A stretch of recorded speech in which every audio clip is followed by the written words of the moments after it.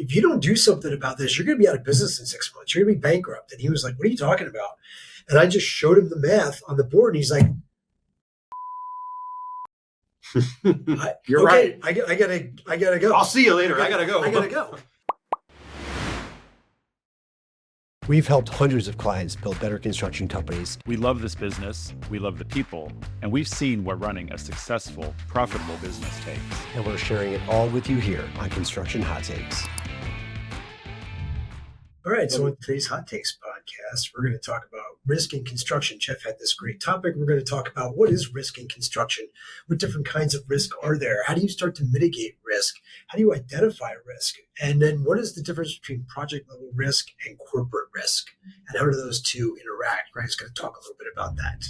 All right, so Jeff, you brought up this interesting topic today about risk in construction. Risk management, risk mitigation. Right. What is risk? How do we think about risk? How do our clients think about risk? What had you come up with that topic? Where did that come from? That's a good question. So I was trained as a project manager back in the day that, yes, I'm a construction project manager, but felt like the approach was really more, you're a business person who manages a construction project. So we were taught you're a risk manager who happens to build things. So I felt like it was a really good foundation for me as a young person, a young project manager, learning the business and how to be a project manager. Think about it in terms of business. I think it served me well as I, grew through my career and was running construction businesses. I think it's a good holistic view as a way to think about it, as opposed to, well, I just make sure stuff gets to the gate on time. It's really interesting. It's a very general contractor way of looking at construction. Sure, okay. Because as a trade contractor, I never thought of it. It was never presented to me as being a risk manager.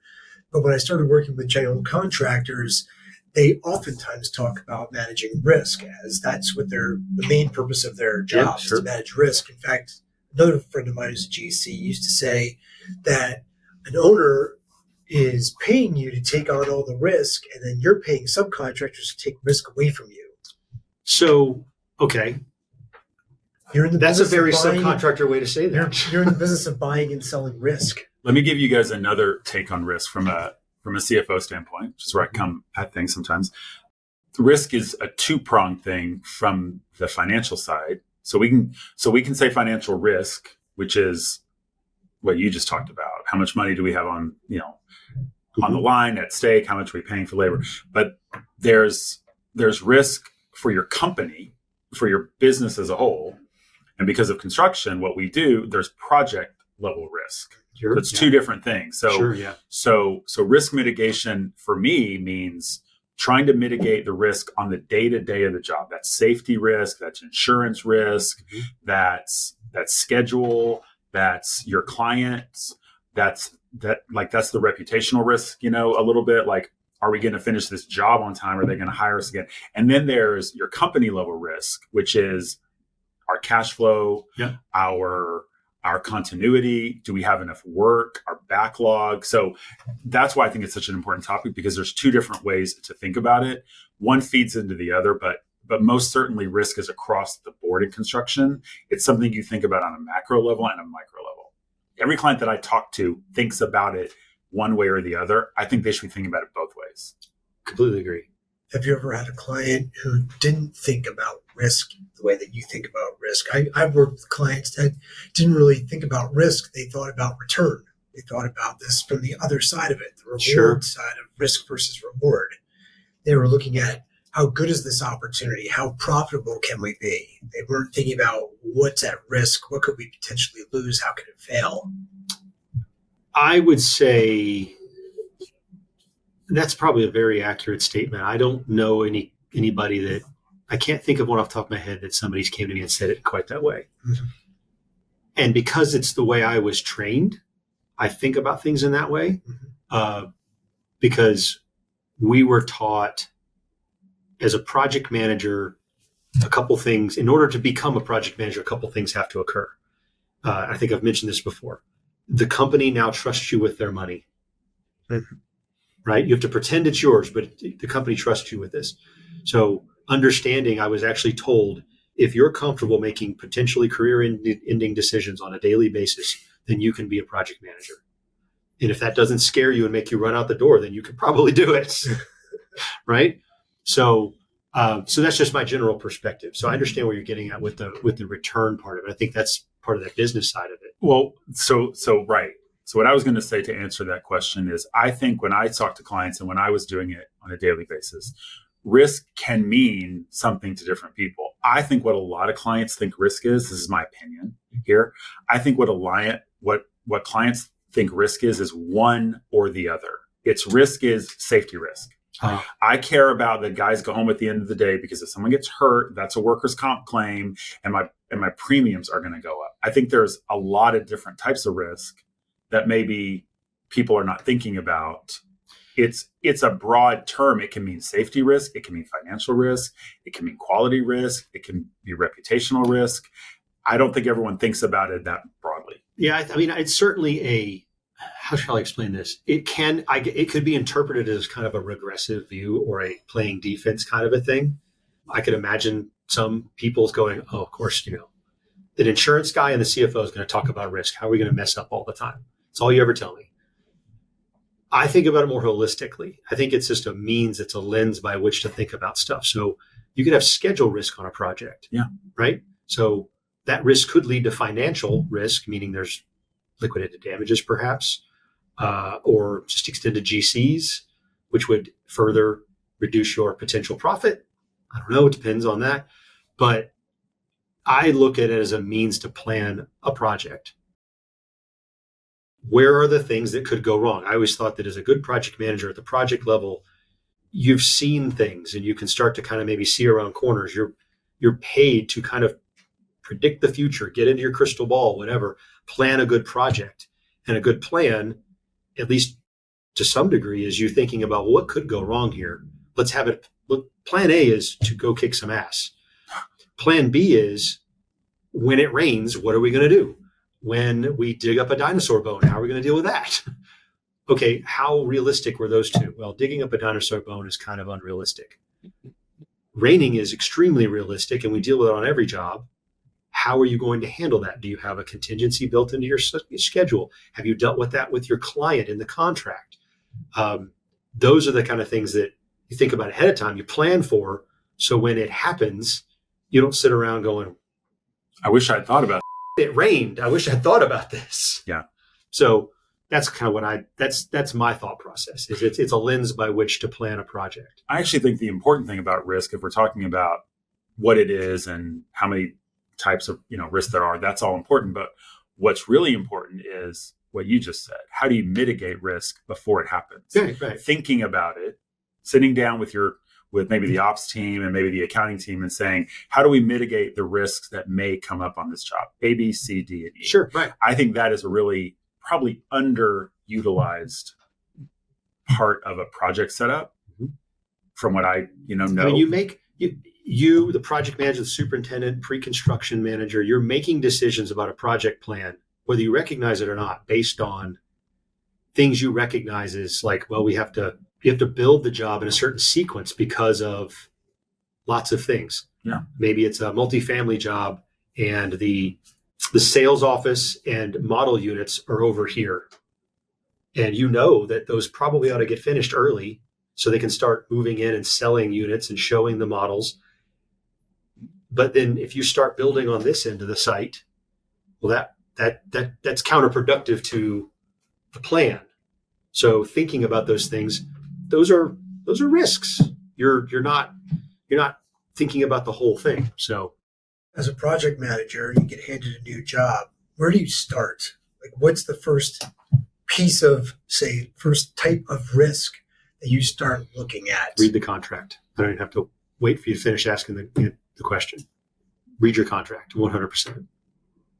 You've got it's a map of all the things you're supposed to do or not do. And if you set your project up to track against those things, notice requirements, for example, the schedule would be a big one. Obviously, you only have 432 days to build this thing, calendar days, mind you. Does your schedule that you sat down and wrote, does it even match that? first thing I do is read the contract, make sure I understand how to administer it.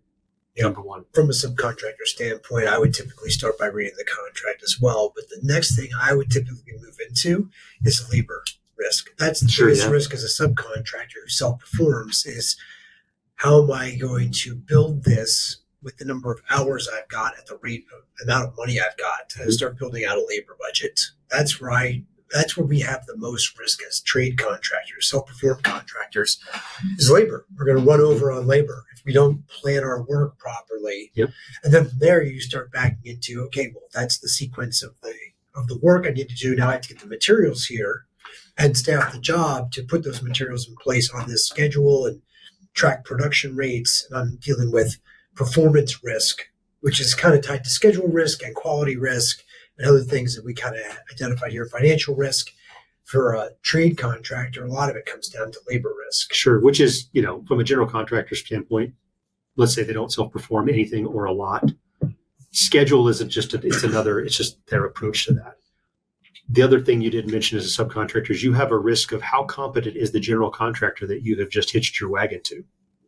The schedule risk, your labor risk, is tied to his ability or her ability to manage the project and meet the schedule and get out of your way so you can install what you have to install, deliver what you need to deliver. Do you get hook time on the crane, et cetera, et cetera? Sure. And it depends on, how that contract is written. Because if it's not a very good contractor, there might not be any repercussions for missing the schedule. Right. Yeah. Unlikely, but I've had a few where there were no liquidated damages. There was no delay clauses. It was just, we'll get it done when we get it done. It blows my mind, but okay. It's been a while. But then in that case, there's the intangible risk, which I think we talked about. There's the reputational risk. Mm-hmm. You're not going to lose money. You're not going to lose anything on that one job. But if you come across as someone who can't do the work, you might not get another job from that GC. You might get a bad reputation from another sub sitting next to you who saw you and said, and those guys just don't know what they're doing. It's a chain. I think what we're saying is there's a chain of risk that starts from the minute there's a contract until you walk off that job site. There's a risk chain. I just invented that term. A risk chain, and every piece of that job has its own inherent risk that you have to somehow mitigate, identify, try to mitigate, and try to avoid. And I think for us to think about, for our clients too, but when we were doing this every day, but our clients, identifying those risks in advance is extremely important, I would say. And I'm not going to go out on a limb and say that no one thinks about it. I think everyone thinks about risk, in some way. Especially business owners, of a certain size business. Risk is what they think about when they go to bed at night and what they think about in the morning when they wake up. Yeah, they may not have a name for it, but it keeps them awake. Exactly. You could say, what is risk? Risk is what you think about when you can't sleep at night. Yeah, because you know what I mean? It's sort of everything. But I think identifying some of those risks and some of those challenges gives you the ability to work on it. You were like a metaphor king. Yeah. You're so good at coming up with these. And I just made that one up on the spot too. Like risk chain. Maybe another way to think about risk is what scares you, what keeps you up at night. Yeah. And then have the courage to hit it head on, address it. Yeah. Go, okay, face it. And then go, well, not sit back and go, well, I sure hope they don't mess up out there. Well, hope's not a strategy. No, it's not. No. And I think the worst thing that you can do related to risk is know it was a problem and look back on it and say, I really wish I spent more time working on this problem. I really wish I had come up with a solution to It's difficult. We used to joke about, like, I would kind of mess around with an owner and say, you have no idea how many problems that never happened because I'm here. Right. Yeah, right. You're welcome. But the truth of the matter is that is true. It's true. I can't name them because they didn't happen. But the truth of the matter is that those problems you do anticipate as that's going to be a booger. And like, there's a lot of smart people in this room and none of us know how to solve that. Mm-hmm. We might ought to spend some time working on that, a lot. And it will take longer than we think it's going to take. And you can't measure what didn't happen. You can't say, well, if we hadn't done this, it would have taken 12 months, but instead it took 9. You can just go, and that was a hard 9 months. But you identified what was in front of you, kept banging on it until it was solved. That's the point. Are construction companies too risk averse, or do they not take risks seriously enough? And I think it's the latter, because I Agreed. think most of the Agreed. people I talk to, I'm just going to say this, they just don't think about risk the way I used to think about it. And I started seeing all the potential problems on every project. And in business, I started seeing all the problems that companies could have. We have that story about the client we're working with now, who came into our office 4 years ago, and I met with him, and he was telling me all these things, and I'm putting all this stuff on the board, and I'm looking at these numbers he's given me, and I went, Jeff, if you don't do something about this, you're going to be out of business in 6 months. You're going to be bankrupt. And he was like, what are you talking about? And I just showed him the math on the board, and he's like, You're okay, right. I gotta go. I'll see you later. I gotta go. I gotta go. And I didn't know what happened, but he didn't even see the trends that were happening in his business. It took me standing there with a whiteboard, objectively looking at it, going, do you realize you're like overextended here, and this isn't going to work out? If that doesn't come through, you're hinging it on this one job, and if that doesn't come through, you're out of cash. So you make a really interesting point there. We were talking about this in terms of maybe you're ignoring it. Like the assumption is, well, I know it exists and I'm ignoring it. They just don't see it. I think there's You don't plenty of even- opportunity. You don't see it. Well, I was going to You don't see say, the forest for the trees. Maybe you're You're just not- maybe it's a blind spot. Maybe it's an educational blind spot. Maybe it's one of you guys said this. I don't remember who, about looking at a budget. For me, right after the contract, the second thing is budget. And it's not just one thing in a budget. It's the entire budget line by line. But I think, because this happened to me, in my career, you think it's a good budget, and there's one line on the bottom that's fine. That one line on your budget line could be the difference between like losing everything on that job or making money. We're going to Hawaii, go to jail. Yeah. I mean, mine did not happen to be labor. It happened to be the scope of how we were going to do the work. Yes. But it's the same concept. It was an estimating miss, right? Right. It was an estimating miss, and we were too focused on the problems that we could see.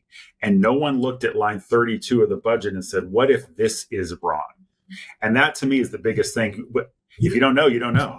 That's something I brought up with clients recently. I've asked them, when you get when a project is estimated, bid, and then awarded, does the project manager go back through and validate the exactly. estimate? And most times I get no. I go, no, we just take that estimate as if it's accurate, and we turn it into a budget. Just roll it into a budget. And we start going to work. Mm-hmm. And I'm like, where's the check? Like why wouldn't you validate the estimate? So we trust our estimators. So that's taking on more risk. I have a theory on why people don't. I've actually had people say this to me in not so many words, but they don't validate it because they think, well, so let's just say the project manager tells me we'll call it a $500,000 project, and he tells me it's going to cost, and that's including fee. He tells me it's going to cost $500,000, meaning I've eaten into fee already. Mm-hmm. Well, what am I supposed to do about that? Like, is he, he's crying wolf. He's Chicken Little. He's telling me the sky's going to fall. There's nothing I can do about it at this point. Or the project manager thinks, well, if I decide it's going to cost more than they said, there's nothing really I can do about it. It's just going to happen. Well, maybe it is just going to happen. Like in your case, it was like, oh no, we've recognized this. The boat sailed. That money is lost. We just haven't lost it yet. Well, okay. Exactly. Okay. There's business level things you can do. There's business level things you can do, or maybe there are things you can do about it. I always validated mine as a general contractor. I didn't have the labor risk, but I would validate, can I buy it for this? And if I saw something that I felt like I bought harder, like I was like, I know where my risk is. I'm going to do everything I can to split dollars and negotiate and buy hard to cover my scope risk. Or go faster if you can, or come up with some value engineering, whatever. I could go on for days about buyout and all the different things you could do to get that right. Yeah. But the VE and the the schedule, if you can compress the schedule, whatever it is, but if you don't see that thing coming, you don't know to start working on the other things you can do. And then it's too late, because once the job's 80% over, perform to subcontractors, exactly, all that to lock in risk. Yeah, I think there's a certain level there from a project manager standpoint. I've seen this throughout my career that there's a very basic ownership function, and I say ownership, I mean like just that I'm taking You ownership own of this. something. Yeah. So when I was handed the project, I took personal ownership of it. I was like, I wanted to succeed, and I knew that was going to help my career and all those things. I just intrinsically wanted to do well, and just was like, okay, well, I have a problem. I guess I got to go solve it. I didn't think, well, this is going to make me look good to solve it. I was like, well, I'm in a bubble here. I got to go solve this thing. I don't know how, but me and the superintendent, we're going to freaking figure it out. And that leads to learning when to give bad news versus not. Bad news rarely gets better with age. It's like fish. That's right. It gets smellier Bad the older it news gets. is like fish. Thank you for listening to today's Construction Hot Takes podcast on risk management and risk mitigation. Be sure to listen to our next episode and go to Apple Music or Spotify to listen to our past episodes, or go to our website at ascentconsults.com. Thank you for listening.